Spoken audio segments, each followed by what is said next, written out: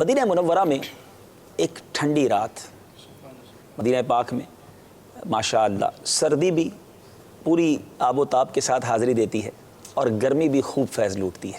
اللہ پاک آپ کو مدینہ کی سردی بھی نصیب فرمائے، مدینہ کے مبارک گرمی کے ایام بھی نصیب فرمائے۔ تو سرد رات تھی مدینہ منورہ کی، اور ایسی سردی کہ انسان تو انسان، جانور بھی باہر نہ نکلے، مگر اس سرد رات میں، اندھیری رات میں، ایک آقا اور ایک غلام مدینہ کی گلیوں کا دورہ کر رہے ہیں۔ آقا اور غلام کے لباس میں بھی کوئی خاص فرق نہیں ہے، اور دورہ کرتے کرتے مدینہ منورہ کے نواحی علاقے کی طرف کچھ شہر سے باہر نکلتے ہیں تو ایک دور سے روشنی نظر آتی ہے۔ آقا غلام سے کہتا ہے اسلم یہ اتنی اندھیری رات میں کون ہے یہاں پر؟ کہا حضور کوئی مسافر ہوگا جو راستے میں رک گیا ہوگا، قریب جا کے دیکھتے ہیں۔ قریب گئے تو وہ کوئی خیمہ نہیں تھا بلکہ ایک ٹوٹا پھوٹا سا گھر تھا، روشنی کسی اور چیز کی نہیں بلکہ ایک چولہا جل رہا تھا۔ ایک خاتون تھی جو بچے آس پاس بیٹھے رو رہے، اور وہ خاتون ہنڈیا میں کچھ پکا رہی تھی۔ یہ دونوں خاتون کے قریب گئے اور جا کر سلام کیا، جواب تو دیا مگر دل شکستگی بھی ہے، کچھ بے رخی بھی ہے۔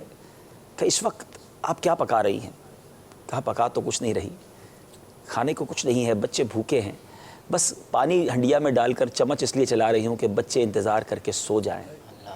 تو کہا ایسی غربت؟ کہاں کچھ بھی نہیں کھانے کو، مگر اس دل شکستہ خاتون نے ایک جملہ کہا کہ ایک ہم ہے کہ ہمارا حال یہ، اور ایک ہمارا امیر المومنین ہے کہ جس کو ہماری فکر نہیں، قیامت کے دن اللہ کی بارگاہ میں وہ فیصلہ ہوگا اس کے بارے میں۔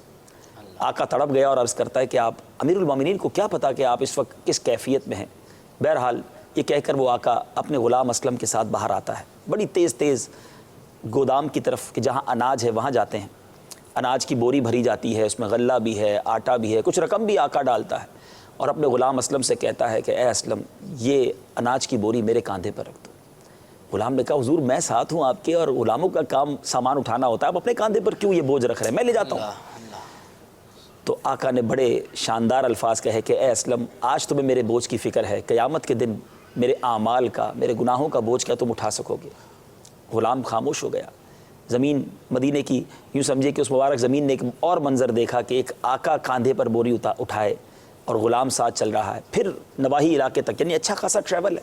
ٹریول کر کے اس بوڑھی خاتون کے گھر تک پہنچتے ہیں، غلہ نکالا جاتا ہے، آٹا گوندا جاتا ہے، چولہے پر کھانا چڑھا کر وہ آقا یہ سارے کام کر رہا ہے، یعنی کھانے پکانے کی تیاری بھی آقا اپنے ہاتھوں سے کر رہا ہے۔ جب ہنڈیا میں کھانا پکنے لگا، یہاں تک کتابوں میں لکھا کہ آقا جب پھونک مار کر اس آگ کو بھڑکانے کی کوشش کرتا تو دھواں اس کی داڑھی میں بھی داخل ہو جایا کرتا۔ اب جب کھانا پکنے لگا تو اب اس آقا نے بچوں کے ساتھ کچھ کھیلنا شروع کیا، کچھ انہیں بہلانا شروع کیا۔ کھانا پکنے کے بعد اپنے ہاتھوں سے کھانا کھلایا، بچوں کے پیٹ میں کھانا گیا تو چہرے پہ مسکراہٹ آئی۔ اب اس آقا نے ان بچوں کے ساتھ کھیلنا شروع کیا، بچے کھیلتے ہوئے مسکراتے ہوئے آخر کار تھک کر سو گئے، اور اب اس آقا نے گویا سکون کی سانس لی۔ وہ خاتون یہ سارا منظر دیکھ رہی تھی، اپنے بچوں کی خوشی دیکھی تو دل سے دعا بھی نکلی، اور کچھ اس طرح کے الفاظ کہے کہ تم نے آج مجھ بے کسی میں مجھ پر جو رحم کیا ہے، اصل امیر المومنین تو تمہیں ہونا چاہیے، تم امیر المومنین بننے کے حقدار ہو۔ تو اس آقا نے کہا کہ میں کہاں، اور امیر المومنین کا جو منصب ہے وہ کہاں، میں اس قابل تو نہیں، ہاں البتہ کبھی آپ اگر امیر المومنین کے دربار میں آئیں گی تو وہاں مجھے ضرور دیکھیں گی۔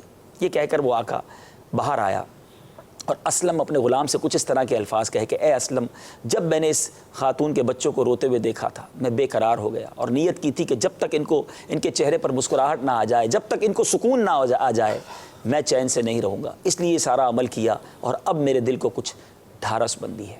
مدنی چینل کے ناظرین، مدینہ پاک کی سرد رات میں اپنے غلام کے ساتھ لوگوں کی خبر گیری کرنے والا آقا یہ کون تھا؟ اپنے کاندھے پر اناج کی بوری اٹھا کر ایک غریب کے گھر تک اناج لے جانے والا آقا یہ کون تھا؟ اپنے ہاتھوں سے غریب بچوں کے لیے کھانا پکا کر اپنے ہی ہاتھوں سے انہیں کھلانے والا یہ آقا کون تھا؟ بچوں کو کچھ خوشی ان کے دلوں میں داخل کر کے چین کی نیند سلانے والا یہ آقا یہ کون تھا؟ یہ کوئی اور نہیں، یہ ہم سب کے رہنما، امت کے رہنما، امیر المومنین خلیفہ دوم حضرت عمر فاروق رضی اللہ تعالیٰ عنہ کا واقعہ ہے۔ احساس ذمہ داری تھی تو کیسی تھی؟ آپ فرمایا کرتے تھے کہ اگر نہر فرات کے کنارے ایک بکری کا بچہ بھی مر گیا تو قیامت کے دن عمر سے سوال ہوگا تو عمر کیا جواب دے گا؟ کبھی اونٹوں پر تیل ملتے ہوئے دیکھا جاتا تو لوگ پوچھتے کہ حضور آپ اتنے سارے غلام ہیں، آپ یہ کام کیوں کرتے ہیں؟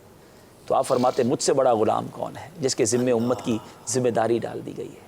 کاش ہماری یہ گفتگو آج ہمارے حکمران صاحب اقتدار یا وہ لوگ سنیں کہ جو لوگ امت کی کسی وجہ سے والی اور وارث ہیں، جن کے ذمے کچھ ذمہ داریاں ہیں، اور بعض اوقات اس طرح کے واقعات سن کر ہم یہ سمجھتے ہیں کہ ہمارے ذمے تو کوئی ذمہ داری نہیں، یہ تو لیڈرز کا کام ہے. نہیں، ہم سب کسی نہ کسی حوالے سے ذمہ دار ہیں. ہم میں سے کچھ ہوں گے جو خاندان کے بڑے ہوں گے، کچھ ہوں گے جو فیملی کے بڑے ہوں گے.